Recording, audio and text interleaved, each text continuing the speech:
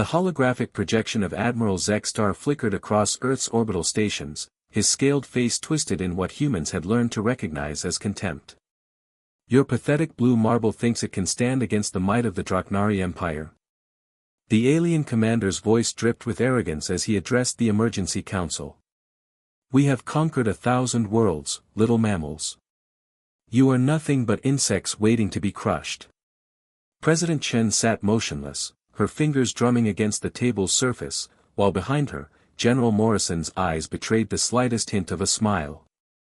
The Draknari had arrived 3 months ago with fanfare that shook the very foundations of human civilization. Their massive dreadnoughts blotted out the sun, each vessel the size of Manhattan, bristling with weapons that could crack continents. They had broadcast their ultimatum across every frequency: complete surrender or face annihilation. The galaxy had watched this scene play out countless times before, always with the same result. Indigenous species would grovel, plead, and eventually submit to the Empire's iron rule. But humanity had surprised them with silence. Your silence amuses us, Zexstar continued, his 3 eyes gleaming with predatory satisfaction. Do you think your primitive rockets and nuclear toys frighten us? We have scanned your system thoroughly. Your largest warships are barely worthy of target practice. The alien gestured dismissively at the assembled human leaders. We know everything about your capabilities, your weapons, your laughably weak defenses. Surrender now, and we might allow some of you to live as slaves. President Chen finally stood, her voice steady despite the weight of billions of lives hanging in the balance. Admiral Zexstar, you speak of scanning our system thoroughly. Tell me, what exactly did you find? The alien's expression shifted slightly, perhaps detecting something unexpected in her tone. We found exactly what we expected, a backward civilization clinging to one insignificant world, with a few scattered colonies and mining operations. Nothing that could possibly threaten the Empire. How curious, Chen replied, her lips curving into a cold smile. Because we found something quite different when we scanned your fleet. She nodded to General Morrison, who stepped forward with a tablet displaying tactical readouts. We found arrogance, overconfidence, and a fatal flaw in your Empire's strategy. The general's fingers danced across the screen as he spoke. You see, you've been so busy conquering primitive worlds that you've forgotten how to fight an actual war.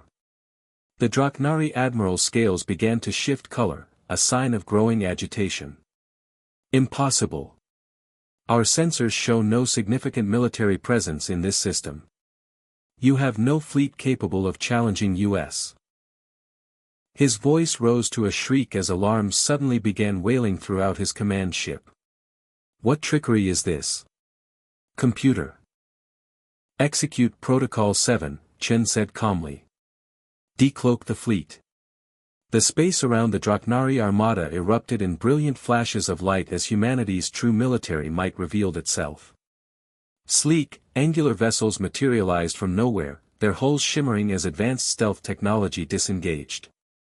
The human fleet didn't just surround the alien ships, they had been there all along, invisible and waiting, positioned with surgical precision at every tactical advantage point. Impossible. Zexstar's voice cracked with disbelief. Our sensors detected nothing. This technology shouldn't exist. You're right, General Morrison replied, his voice carrying across the communications channel. This technology shouldn't exist, according to your understanding of physics. But you made a critical error, Admiral. You assumed that because we're young, we're primitive. You assumed that because we haven't conquered other worlds, we haven't learned to defend our own. The human fleet moved with deadly grace, their weapons systems charging with an ominous hum that resonated through the vacuum of space.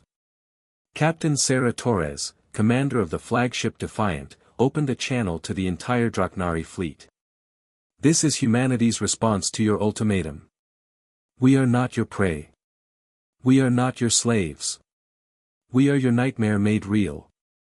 Your empire has grown fat and lazy on easy victories, President Chen added, her voice cutting through the chaos. You've forgotten that sometimes the mouse has teeth. The human vessels began their attack run, their advanced weaponry tearing through Draknari shields like paper. Today, you learn that humanity doesn't just fight to survive, we fight to win. The battle was swift and decisive. The Draknari, caught completely off guard and surrounded, could only watch in horror as their invincible fleet was systematically dismantled. Their mighty dreadnoughts, so imposing just moments before, now drifted as burning hulks in the void.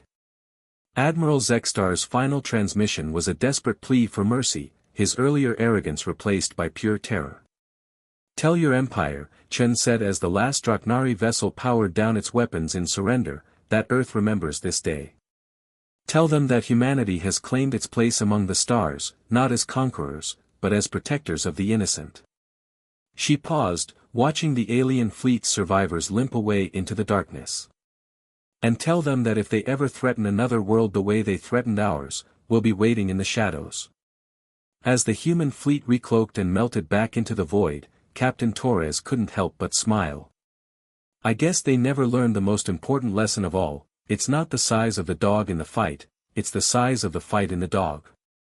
The galaxy would never be the same. The Draknari Empire's reputation lay in ruins, and across countless worlds, oppressed species began to whisper of hope.